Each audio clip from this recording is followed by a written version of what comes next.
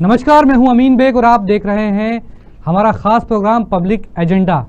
Public एजेंडे में हम उन मुद्दों को आपसे रूबरू कराते हैं जो प्रदेश की हलचल होती है, प्रदेश की सुर्खियां होती हैं या फिर जो जनता से जुड़ा हुआ मुद्दा होता है। आईएएस लोकेश कुमार का मामला लगातार मध्य प्रदेश में सुर्खियों में है। व्हाट्सएप चैट की बात हो या फिर अब जान से मारने की धमकी का मामला हो, लगातार ये मामला बढ़ता चला जा रहा है। दिग्विजय सिंह ने भी समर्थन किया है, गृह मंत्री को पत्र लिखा है कि सुरक्षा इस युवा आईएएस अधिकारी को दी जाए। हमारे इस खास प्रोग्राम की शुरुआत करें उससे पहले तीन खास मेहमान जो हमारे साथ मौजूद हैं उनसे आपका तारुफ करा देते हैं। राहुल राठौर हैं कांग्रेस से, बीजेपी से हैं सुमित ओरछा जी और वरिष्ठ पत्रकार हैं खिलावन चंद्राकर जी। आप तीनों का बहुत बहुत स्वागत है। पहला सवाल खिलावन जी आपसे, मध्य प्रदेश की अगर बात कर ली जाए तो ये जिस तरह से आईएएस का ये विवाद है, इससे पहले भी आपने सर देखा है कि इस तरह से आईएएस जो है अपनी बात खुलकर रखते रहे, लेकिन ये ताज़ा जो विवाद है व्हाट्सएप से शुरू होता है, फिर जान से मारने की धमकी और फिर अब दिग्विजय सिंह साहब गृह मंत्री को पत्र लिख रहे हैं। सर देखिए, जो आईएएस एसोसिएशन का व्हाट्सएप है वो पूरी तरह से निजी व्हाट्सएप है जी, और अधिकृत रूप से एसोसिएशन के द्वारा संचालित होती है जी। जब जहांगीर का अभी हाल ही में बड़वानी से ट्रांसफ़र हुआ लोकेश कुमार जहांगीर का जी, तो उसने उसी दिन अपना विचार व्यक्त किया था जो किसी प्लेटफॉर्म पे नहीं था जी। उन्होंने पत्रकारों से बातचीत की थी, तो उसमें उनका जो पक्ष था वो उन्होंने ये कहा था कि वहाँ के कलेक्टर जो हैं वो वर्मा जी, पूरा नाम तो नहीं मालूम मुझे, वर्मा हैं वहाँ के कलेक्टर, उनके द्वारा लगातार ऐसे कृत्य किए जा रहे हैं, ऐसे काम किए जा रहे हैं जो आर्थिक अनियमितता की परिधि में आते हैं, जो अनियमितता पूरी तरह से और तरह तरह की अनियमितता होते हैं उसकी परिधि में आते हैं, ये बता दिया था। उसके 5-6 दिन बाद जब उनने ज्वाइन कर लिया राज्य शिक्षा मिशन में, उसने ज्वाइन किया, तो उसके बाद जब उप सचिव के रूप में ज्वाइन किया, तो उसके बाद जब यहाँ के और दूसरे आईएएस लोगों के संपर्क में आया तो उनका विचार बना होगा, तो उसने स्पष्ट रूप से पोस्ट डाला कि जो मैं अभी आचार संहिता में बंधा हुआ हूँ, जो आईएएस का जो प्रशासनिक अधिकारियों की आचार संहिता बनी हुई है सरकार के द्वारा, उसमें बंधा हुआ हूँ। जब मैं इसमें से मुक्त हो जाऊँगा तब उन सब बातों को लिखूंगा, उन सब बातों का उल्लेख करूंगा, एक मैं साहित्य का सृजन करूंगा जिसमें इन सब बातों का उल्लेख करूंगा जी। और उसने कई सवाल भी उठाए, उसने इस तरह के कई सवालों को उठाया, उसने बाद में और लिखा जी। तो तब विवाद की स्थिति पैदा हुई, और विवाद की स्थिति पैदा हुई तो एसोसिएशन ने अध्यक्ष ने उससे बातचीत की जी।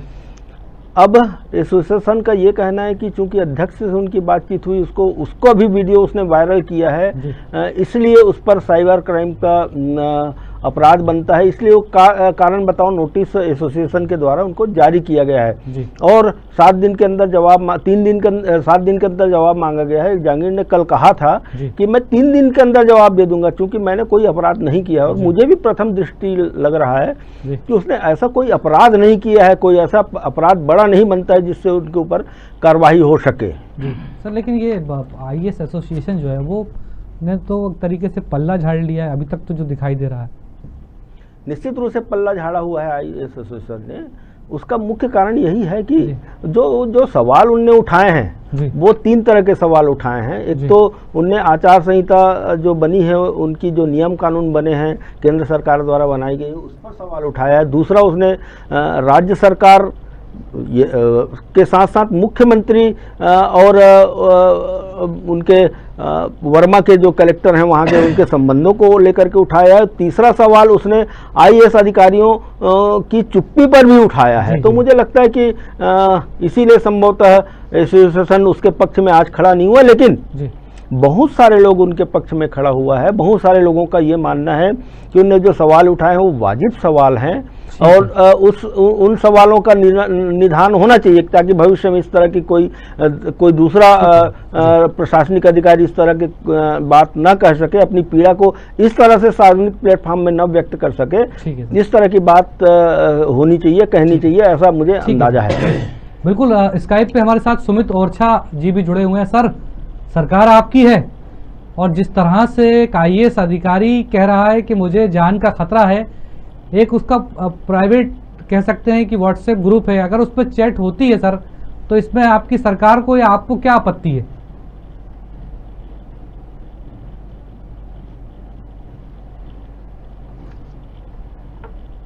सुमित जी, आपको मेरी आवाज मिल पा रही है?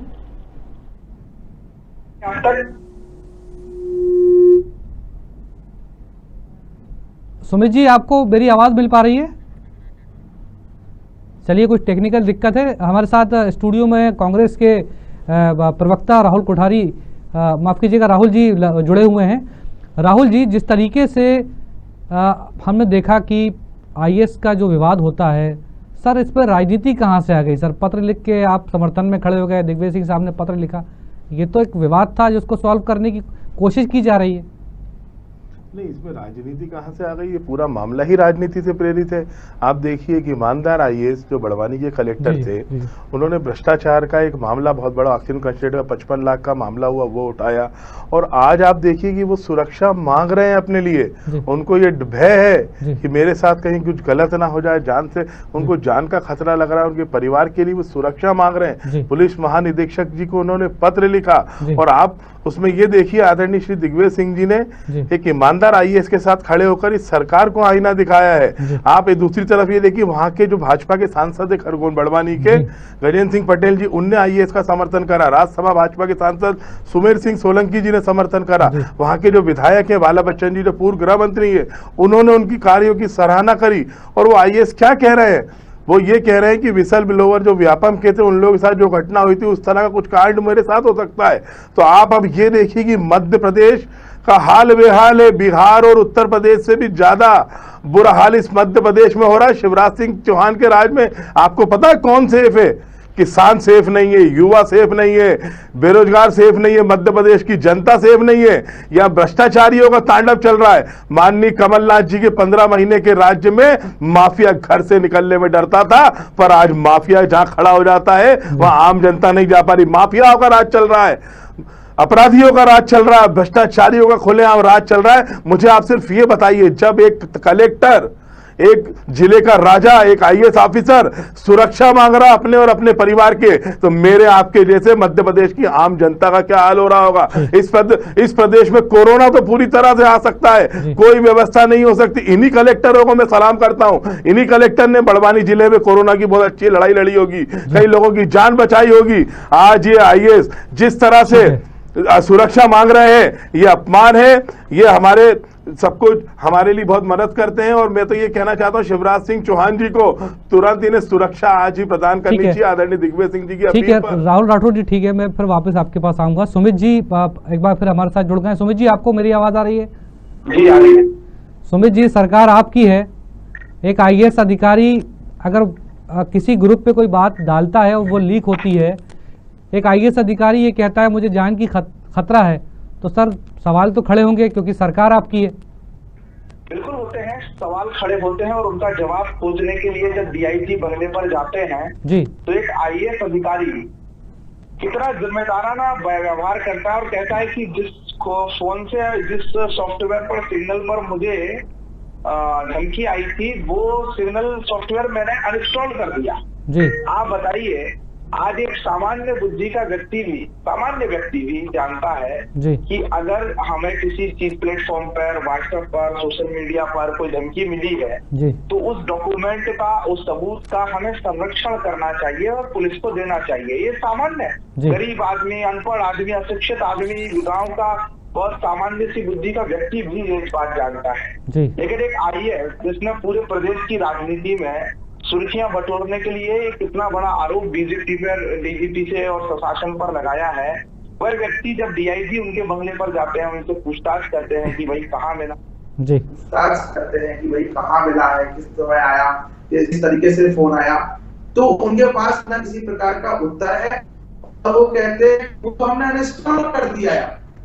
देखिए, एक व्यक्ति, एक आईएएस अधिकारी, मध्य प्रदेश सरकार आईएएस अधिकारियों का सम्मान करती है। कई बार हम इतना सम्मान करते हैं कि हम पर अफसरशाही हावी होने के आरोप भी लग जाता है। जी बिल्कुल।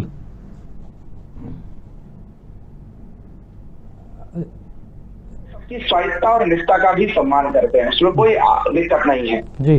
वहां पर एक जिले का मुखिया होता है कलेक्टर, उसके अपेक्षा के अनुरूप कार्य करने के लिए, उसकी आशा के अनुरूप कार्य करने का यही प्रशासनिक व्यवस्था है। और उनके बीच में जो कुछ भी हुआ तो एक व्यवस्था के संचालन के नाते उनका स्थानांतरण किया गया। और ये IAS 2014 में बने हैं। हम और आप भी जानते हैं कि ये 5-7 साल का पीरियड बड़ा ट्रेनिंग पीरियड होता है। जब तक कलेक्टर रैंक पर वो नहीं आते हैं तब तक उनको अलग अलग डिपार्टमेंट्स में अलग अलग जगह पर कहीं CO बनाकर, कहीं SDM बनाकर, कहीं कुछ बनाकर, इस तरह से उनके ट्रेनिंग पीरियड का ये कार्यकाल है। तो निश्चित रूप से उनका ट्रांसफर भी जल्दी होता है। कोई लॉन्ग लास्टिंग पदस्थापना उनको इस दौरान नहीं दी जाती है क्योंकि वो एक ट्रेनिंग फेज में है। फिर भी उन्होंने अपने ट्वीट जो पूरा राजनीतिक प्रोपेगेंडा उन्होंने एक सोशल मीडिया पर सुर्खी बटोरने के लिए किया है, उसमें वो सफल हो रहे हैं, लोगों ने जान रहे हैं। उसके लिए वो विवेक तनखा जी को ट्वीट करते हैं, टैग करते हैं। वो दिग्विजय सिंह जी के रिट्वीट को रेगुलरली जो है ट्वीट को रिट्वीट करते हैं। वो अपने आप को एक फिलोसफर दिखाने की कोशिश करते हैं।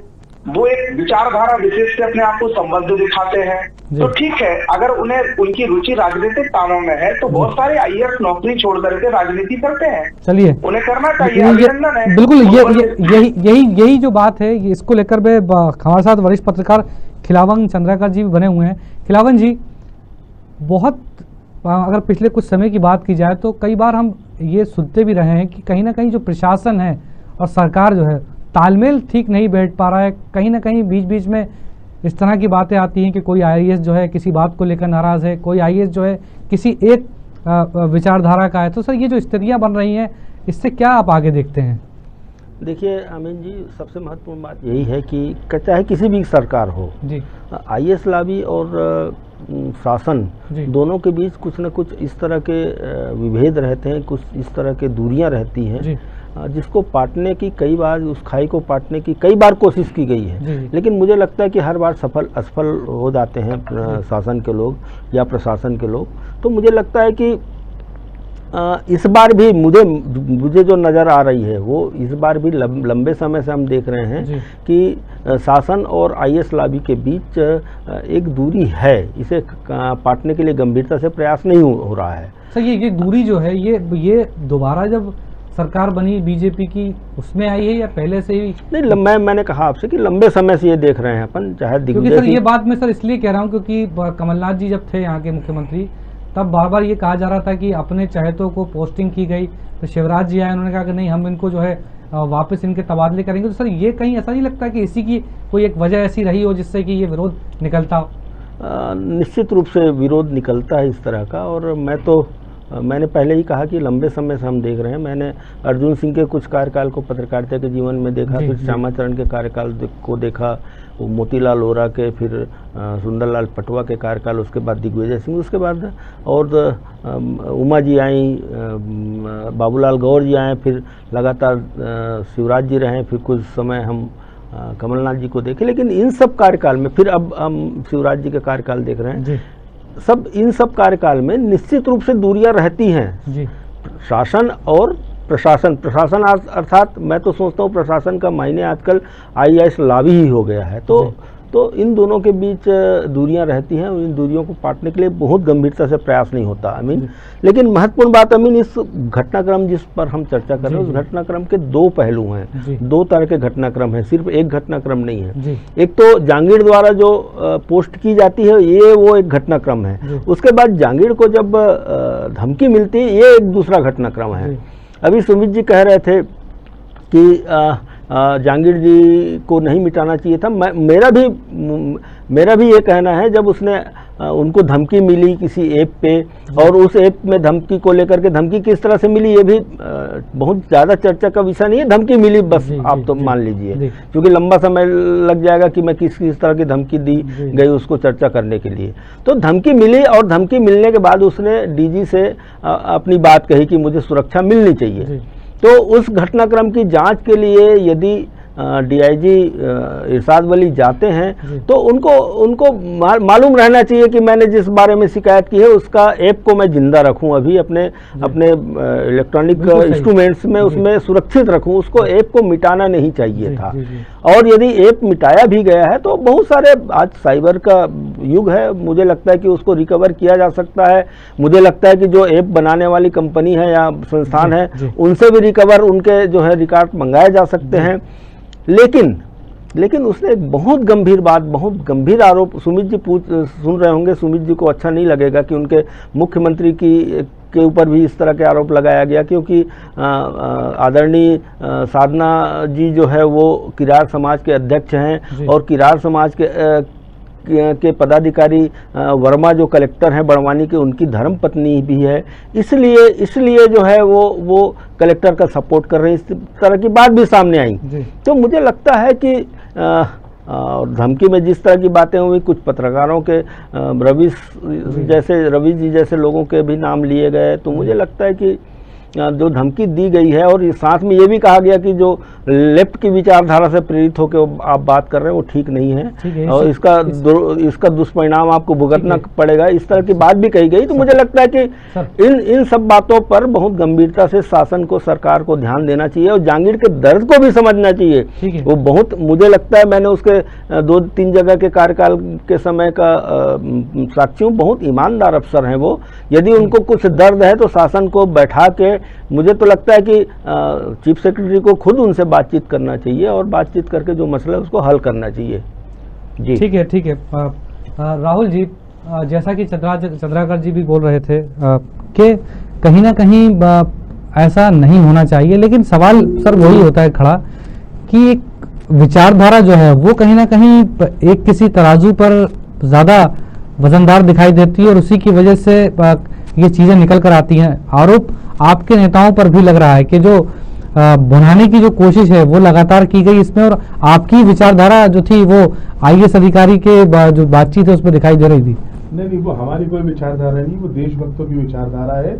महात्मा गांधी की आइडियोलॉजी की बात करना, किसी आइडियोलॉजी विशेष की बात करना नहीं होता है इस देश में। और आज क्या हो रहा है हिंदुस्तान में, अगर कोई भी किसान बात करता है तो खालिस्तानी, युवा बात करेगा तो टुकड़े टुकड़े गैंग, कांग्रेस की विचारधारा की कोई बात करेगा तो पाकिस्तानी, अन्य सबको परिभाषित इस देश में कर दिया गया। इस देश में देशभक्ति के सर्टिफिकेट बांटे जाते हैं। मैं इस बात को आपके चैनल पर बाकायदा कहता हूं कि आईएएस लोकेश कुमार जहांगीर एक कर्तव्यनिष्ठ और एक ईमानदार व्यक्ति हैं। उनके कार्यकाल को देखते हुए लोगों का आकलन है, मध्य प्रदेश की जनता उन पर कहीं कोई शक और संदेह नहीं करती है। अगर कोई भारतीय जनता पार्टी के खिलाफ जरा सी भी बात करेगा या उनकी विचारधारा से हटकर बात करेगा तो हम उसको गलत आईना ना दिखाएं, हमें उनकी बात सुननी चाहिए। जैसा सही राम सर ने सही कहा कि आपको चीफ सेक्रेटरी साहब को बात करनी चाहिए। उन्होंने क्या कहा था, पूरा मामला जांच का विषय है। व्यापम घोटाला पूना मध्य प्रदेश में आ गया, भ्रष्टाचारियों की सरकार फिर से आ गई है। आज अगर कोई आईएएस, आप सबसे बड़ा इसमें जो संदेश निकलता है कि एक कलेक्टर, एक आईएएस सुरक्षित नहीं है।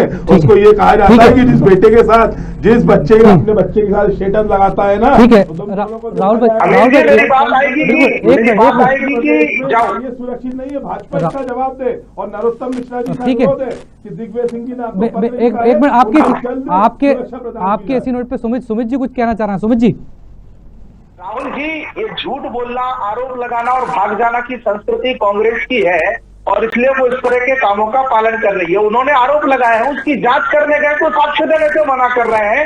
ऐसे गैर जिम्मेदार व्यक्ति का समर्थन में गैर जिम्मेदार राजनीतिक दल ही आ सकता है जिसका राष्ट्रीय अध्यक्ष स्वयं के ऊपर जमानत पे घूमता है और 5-5 बार कोर्ट में माफी मांगता है। ऐसे लोगों का समर्थन वही कर सकते हैं। उन्होंने आरोप लगाया और जांच कर रही है। जांच के लिए पक्ष को उन्हें देना है कि मुझे देना है, और जो दिग्विजय सिंह और विवेक तन्खा को वो ट्वीट करके हम मांग रहे हैं क्या उनको देना है, तो इन्हें बताना चाहिए। दूसरी बात सुनिश्चित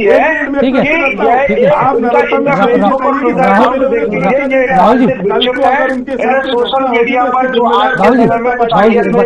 जाग रही है नेतागिरी करने की, वो नेतागिरी करने की प्रवृत्ति के शिकार है और उन्हें एक फेम लेने की जो चाहत है चश्मे खरीदार में। सुमित जी, अगर कोई सुमित जी अगर कोई आपके साथ नहीं खड़ा है और आपके साथ नहीं बोल रहा है, आपके सुर में सुर मिलाकर, तो सर वो कैसे विरोधी हो सकता है? हर व्यक्ति को अपनी बात रखने का अधिकार है ना सर। उनसे कौन सी भाजपा की सदस्यता करवा रहे थे?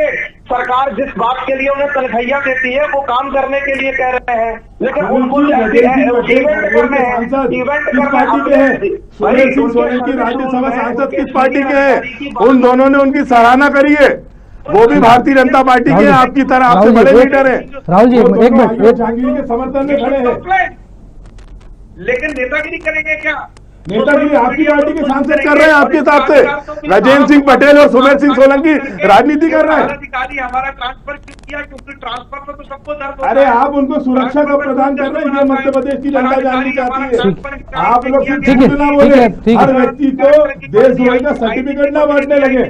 मेरी पत्नी से उन्होंने क्या कहा है अभी राहुल जब सामने आएगी? राहुल जी मैं आऊंगा सर आपके पास, आऊंगा मैं। कायदा होता है, आपके इस तरह के आरोप लगेंगे तो आप उसको स्वीकार करेंगे, और आरोप लगाने वाला व्यक्ति जब जांच करने की बात कर रहे हैं तो वो साक्षी देने से मना कर देता है। मुझे तो लगता है ऐसे अपराधी, ऐसे व्यक्ति पर पूरे प्रदेश की छवि खराब करने के लिए आपराधिक मुकदमा दर्ज होना चाहिए। ठीक है सुमित जी। राहुल जी आपकी बात का जवाब देंगे जी। सुमित जी, मैं आपसे कह रहा हूं कि भारत में संविधान आज भी जिंदा है, अंबेडकर साहब का बनाया हुआ कानून की व्यवस्था है। आप पूरे मामले की जांच करा लीजिए, जो सही होगा गलत होगा वो सामने आ जाएगा, उनने क्या बोला क्या नहीं करा। मगर अभी विषय है कि आदरणीय दिग्विजय सिंह जी ने माननीय गृह मंत्री जी को पत्र लिखा है, सर्वप्रथम उनको सुरक्षा प्रदान की जाए। कोई घटना मध्य प्रदेश में ना हो जाए कि देश में मध्य प्रदेश की सरकार और मध्य प्रदेश की इस निकम्मी सरकार के कारण हम मुंह दिखाने लायक नहीं रहे। आज अगर एक आईएएस सुरक्षित नहीं है तो दुख का विषय है। आज किसान सुरक्षित नहीं है, उसको मंदसौर में गोलियां मार दी जाती है। आज छात्र सुरक्षित नहीं है। मैं आपसे ये बात आपसे भी अनुरोध कर रहा हूं कि आइए, जहांगीर एक कर्तव्यनिष्ठ ईमानदार व्यक्ति है, आपको उनके बारे में जो गलत भ्रम फैलाना है वो भाजपा का काम है, वो फैलाती रहे, लेकिन सर्वप्रथम उनको सुरक्षा प्रदान की जाए। उनकी बात को चीफ से, जैसा खिलावन चंद्राकर जी ने कहा, चीफ सेक्रेटरी साहब उनसे बात करे, सरकार उनसे बात करे और सरकार उसमें उचित कार्रवाई का निर्णय ले। जो गलत है, उनके जो भी आरोप है उसमें तथ्यात्मक अगर जो भी गलत पाया जाता है उसको दंडित किया जाए। समय का भी अभाव, इसलिए मैं खिलावन चंद्राकर जी के सर कहाँ जाती हुई दिख रही है सर, ये चीजें पूरी सुलझ रहा है मामला या और उलझेगा? देखिए, जहांगीर जो लोकेश कुमार जहांगीर है, उसका दर्द भी मुझे कई महीने में सही लगता है। मैं बहुत लंबे समय से प्रशासनिक व्यवस्था के देख रहा हूँ। सुमित जी कह रहे थे अभी कि उनके बार बार ट्रांसफर जो है वो निश्चित तौर पे ट्रेनिंग पीरियड में, जो ट्रेनिंग पीरियड आईएएस का होता है वो 2 साल का होता है। उसके बाद उनको आईएएस का पूरा फुल फ्लेश, उनको कहीं का कलेक्टर भी बनाया जा सकता है। एडीएम भी बनाया गया था उनको जिला पंचायत का सीओ भी बनाया गया था। तो मुझे लगता है अब कलेक्टर भी बनाया जा सकता था। अर्थात इसका कहने का मतलब ये है कि 2 साल से उनका ट्रेनिंग पीरियड रहा, 2 साल के बाद 1 साल जो अभी का पीरियड है उसमें उसका ट्रेनिंग पीरियड समाप्त हो गया है। लेकिन उनका दर्द जो वहीं छुपा है कि मैं 3 साल मेरा कार्यकाल हुआ है, आईएएस अवार्ड हुए और ट्रेनिंग के बाद वापस आए, मुझे फील्ड पे आए, और इस दौरान मेरी 8 बार, 3 साल में 8 बार ट्रांसफर की गई। इस बात को बहुत गंभीरता से लेना चाहिए, समझना चाहिए। और ये इसमें के पीछे जो दर्द छुपा है, इसके पीछे जो उसके बच्चे भी हैं, 2 बच्चे हैं जहांगीर के। आप मुझ जैसे आदमी, आम आदमी हैं, आप और हम जैसे आम आदमी का ट्रांसफर 6-6 महीने में कर दिया जाए, 4-4 महीने में कर दिया जाए, तो बच्चों की पढ़ाई, रहने की व्यवस्था, इन सब की दिक्कत हमको होती है। तो उनके दर्द को भी समझना चाहिए। फिर मैं दोहरा रहा हूँ को सरकार को इस तथ्य को गंभीरता से लेना चाहिए। और पटाक्षेप सरकार ही कर सकती है, कोई और नहीं कर सकता। दिग्विजय सिंह सामने आ जाए, चाहे कमलनाथ जी सामने आ जाए, या हम और आप सामने आ जाए, सरकार को ही पटाक्षेप करना होगा इसका। ठीक है, चलिए, जाहिर सी बात है कि ये विवाद जो है वो बढ़ता चला जा रहा है, और अब इस विवाद, कैसे ये विवाद थमेगा, क्या कुछ चीज़ें और इसके अंदर दिखाई देंगी। हालांकि बहुत सारी बातें हैं इस पर की जा सकती हैं, लेकिन सवाल फिर वही है कि आईएएस अधिकारी का आरोप लगाना, बार बार ये कहना कि जो है मेरे साथ ठीक नहीं हुआ, मुझे जान से मारने की भी धमकी दी गई, कारण बताओ, उनको सरकार की तरफ से नोटिस जारी किया गया। ये कोई पहला मामला नहीं है, इससे पहले भी कई आईएएस अधिकारियों को हम देख चुके हैं कि वो मौजूदा सरकार के खिलाफ अपनी बात रखते रहे हैं। लेकिन सवाल फिर वही कि क्या अपनी बात रखना जो है वो उतना गलत हो जाता है कि नोटिस जारी कर दिया जाए? क्या व्हाट्सएप पे या सोशल मीडिया पे जो बातें लिखी जाती हैं, क्या वो इतनी चुभ जाती हैं कि सरकार जो है उन पर एक्शन लेने पे आमादा हो जाए। बहरहाल इस पर मुझे लगता है कि बहुत जल्दी सारी चीज़ें स्पष्ट हो जाएंगी। आप तीनों खास मेहमान हमारे साथ स्टूडियो में जुड़े, आप तीनों का बहुत बहुत धन्यवाद। आज फिलहाल इतना ही। आप देखते रहिए साधना न्यूज़।